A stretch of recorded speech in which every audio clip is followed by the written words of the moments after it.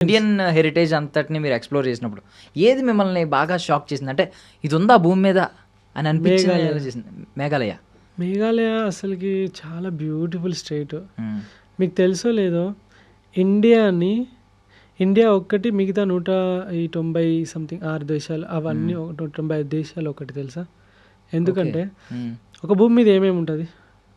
మంచు ఉంటుంది, హ్మ్. ఎడారి ఉంటుంది, హ్మ్. సముద్రం ఉంటది. సముద్రాలు ఉంటాయి, హ్మ్. అడవులు ఉంటాయి. హ్మ్. హ్మ్. అంతేనా అవును. కదా? ఇండియాని చూసుకుందాం. కింద through the entire India border south మొత్తం బీచెస్. హ్మ్. తర్వాత కర్ణాటక, మహారాష్ట్ర, ఒరిస్సా, జార్ఖండ్, హ్మ్. మేఘాలయ, ఛత్తీస్గఢ్, తెలంగాణ, హ్మ్. ఆంధ్రప్రదేశ్, అటు సైడ్ నార్త్ ఈస్ట్ స్టేట్స్ అన్నీ మంచి దట్టమైన అడవులు ఉన్నాయి. హ్మ్. అడవులలో డిఫరెంట్ స్పీషీస్ ఉన్నాయి. బైసన్స్ ఉన్నాయి, టైగర్స్ ఉన్నాయి, బెంగాల్ టైగర్స్ ఉన్నాయి, అండ్ పులులు అన్నీ ఉన్నాయి. అన్ని రకాల జంతువులు ఉన్నాయి. హ్మ్. ఓకేనా? పైనకి వెళ్తే మంచుతో కప్పబడిన ప్రదేశాలు. హ్మ్. మనం లదాఖే చూసుకోవచ్చు, ఉత్తరాఖండే చూసుకోవచ్చు, హిమాచల్ ప్రదేశ్ చూసుకోవచ్చు, ఇటు నేపాల్ సైడ్ చూసుకోవచ్చు, ఇటు మన పైన సిక్కిం చూసుకోవచ్చు, అటు అరుణాచల్ ప్రదేశ్ చూసుకోవచ్చు. ఇవన్నీ ఏంటి? మంచుతో కప్పబడిన ప్రదేశాలు. మంచి స్నో క్యాప్డ్ మౌంటైన్స్ ఉన్నాయి మనకు. మన గుజరాత్ సైడ్ దగ్గర చూసుకుంటే రాజస్థాన్ మొత్తం ఎడారి. ఎడారి చూసుకోవచ్చు మనం. మంచి డెజర్ట్ సూపర్. అదొక డిఫరెంట్ కైండ్ ఆఫ్ ఓకే ఇట్లా కూడా ఉంటుందా అనే థాట్లో అట్లా ఉంది.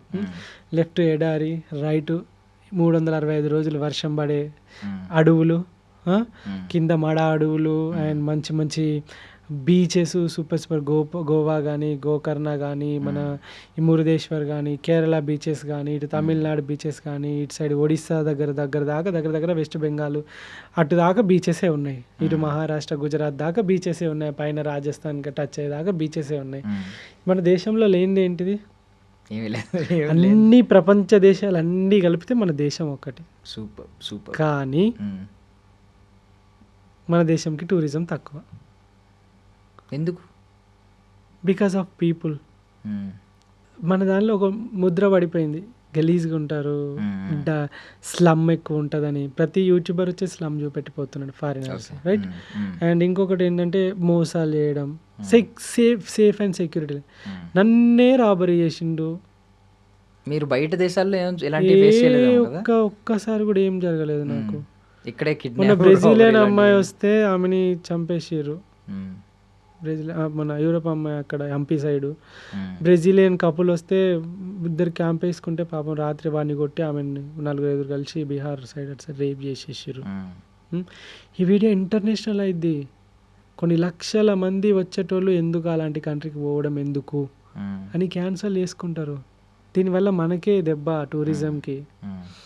మన దగ్గర ఒకసారి ఆలోచిస్తే బాత్రూమ్స్కి వెళ్ళాలనుకుంటే సడన్గా నువ్వు ఇప్పుడు రోడ్డు మీద పోతున్నావు, నీకు బాత్రూమ్ టాయిలెట్ అర్జెంట్ అయింది, నువ్వు చూస్తే ఎక్కడ కనబడదు, ఎత్తుక్కోవాలి.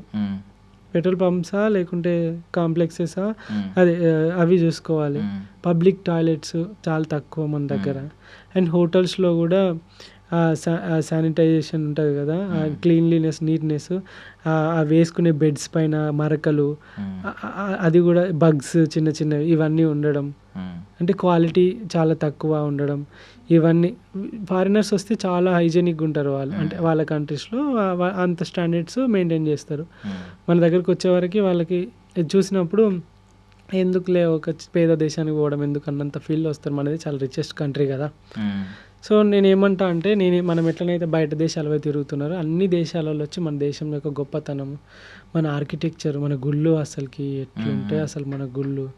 మన వరంగల్ సంబంధించిన రామప్ప కానీ, 1000 స్తంభాల గుడి కానీ, ఈ భద్రకాళి మాత భద్రకాళి మాత చాలా టెంపుల్స్ ఉన్నాయి ఇప్పుడు వరంగల్లో కానీ, ఇప్పుడు హైదరాబాద్లో కానీ, హంపి కానీ, ఇప్పుడు ఆంధ్రప్రదేశ్లో కానీ. మన సంస్కృతి, మన కాకతీయ రాజులే కానీ, మన దేవరాయలు కానీ, ఇలాంటి ఎన్నో అసలు అంతుపట్టని